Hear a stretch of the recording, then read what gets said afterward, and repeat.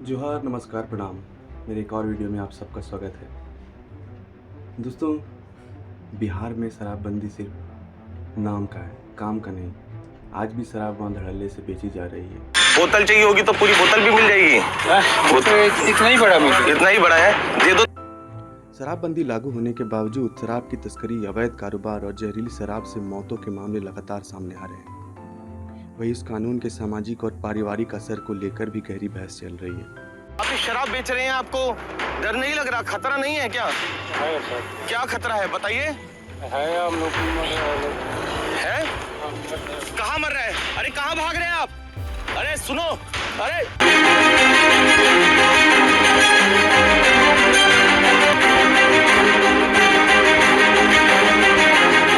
बिहार में शराबबंदी कानून 5 अप्रैल 2016 से लागू है।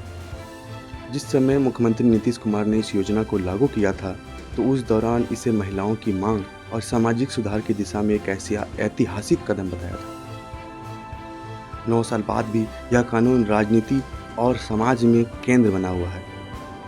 शराबबंदी लागू होने के बावजूद शराब की तस्करी, अवैध कारोबार और जहरीली शराब से मौतों के मामले लगातार सामने आ रहे हैं।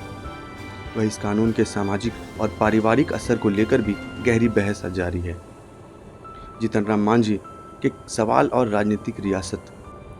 पूर्व मुख्यमंत्री और केंद्र मंत्री जीतन राम मांझी बार बार शराबबंदी कानून पर सवाल उठाते रहे हैं। उनका तर्क है कि गरीब मजदूर जो कभी कभी शराब पीकर पकड़े जाते हैं, उन्हें जेल भेजना न केवल अन्याय है बल्कि कानून का गलत इस्तेमाल भी है। जीतन राम मांझी का कहना है कि पुलिस बड़े माफियाओं को छोड़कर छोटे छोटे पीने वालों को पकड़ती है। उन्होंने विधानसभा चुनाव से पहले ऐसे सभी लोगों को माफ़ करने की मांग की है जिन पर केवल पीने का केस दर्ज हुआ है।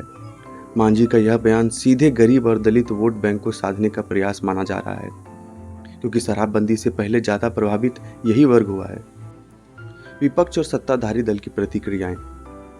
बीजेपी प्रवक्ता कुंतल कृष्ण ने कहा कि मांझी सरकार ने अभिभावक जैसे और उनके सुझावों पर विचार जरूर होगा। राजद प्रवक्ता मृत्युंजय तिवारी ने तंज कसा कि तेजस्वी यादव तो पहले से ही कह रहे थे कि शराबबंदी कानून केवल गरीबों को परेशान कर रहा है, जबकि माफियाओं की चांदी है। कि झूठ तो इनका डीएनए है, झूठ बोलना तो इनका संस्कार है। लज्जा नहीं लगा नरेंद्र मोदी? अगर 1000 वर्ष से इस देश की गुलामी का इतिहास आप लिख रहे हैं तो लाल किला कब बना था?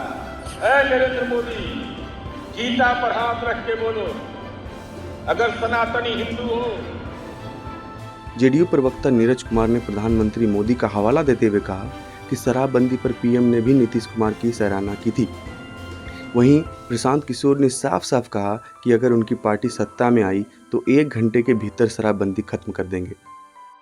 भाई 2 बरस से कह रहे हैं जन स्वराज की सरकार बनी तो 1 घंटे के अंदर शराबबंदी को उठाकर फेंक देगा।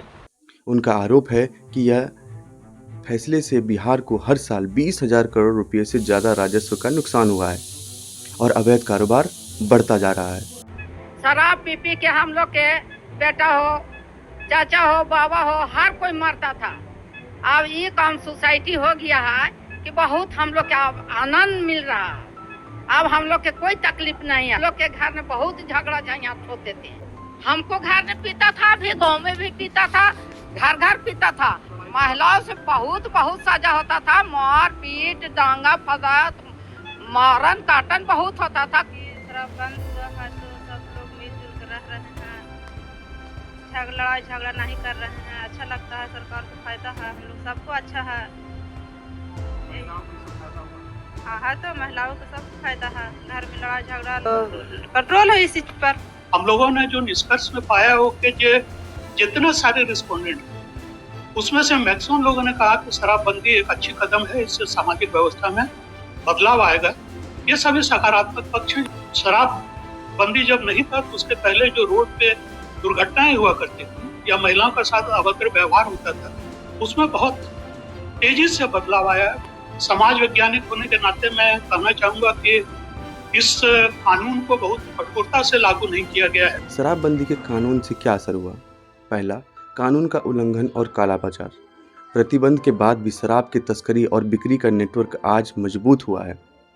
पुलिस प्रशासन में भ्रष्टाचार बढ़ा है।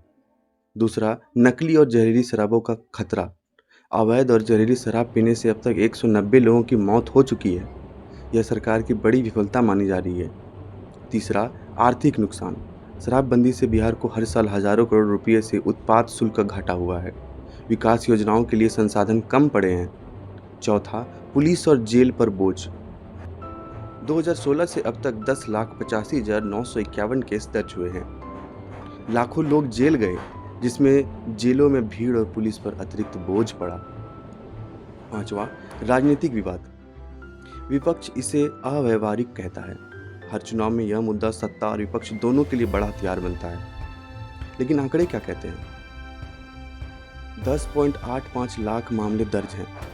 1 अप्रैल 2016 से 3 जुलाई 2025 तक धारा 30 के तहत 1,805 दोषी ठहराए गए।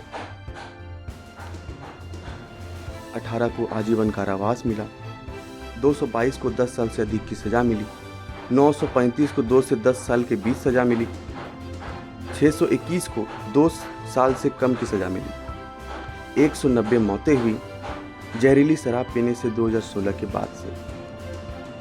बिहार की शराबबंदी कानून ने समाज में कई सकारात्मक बदलाव भी किए हैं, लेकिन इसकी खामियों ने इसे राजनीतिक बहस का स्थायी मुद्दा बना दिया। तो दोस्तों, बिहार की शराबबंदी का सच यही है। शराबबंदी सिर्फ नाम की है। शराब धड़ल्ले से बिक रही है, तस्करी और ब्लैकमेलिंग बढ़ गई है, गरीब लोग मारे जा रहे हैं और सरकार सिर्फ दावे कर रही है। अब असली सवाल ये है कि क्या ये शराबबंदी जनता के भलाई के लिए थी या फिर सिर्फ राजनीति और पैसों का खेल है? अगर आप भी मानते हैं कि शराबबंदी अपने मकसद में नाकाम रही है, तो इस वीडियो को ज़्यादा से ज़्यादा शेयर कीजिए। कमेंट में लिखिए आपको क्या लगता है, बिहार में शराबबंदी रहनी चाहिए या इसे खत्म कर देना चाहिए। मिलते हैं अगले वीडियो में। तब तक के लिए जय हिंद, जय बिहार, जय जोहार।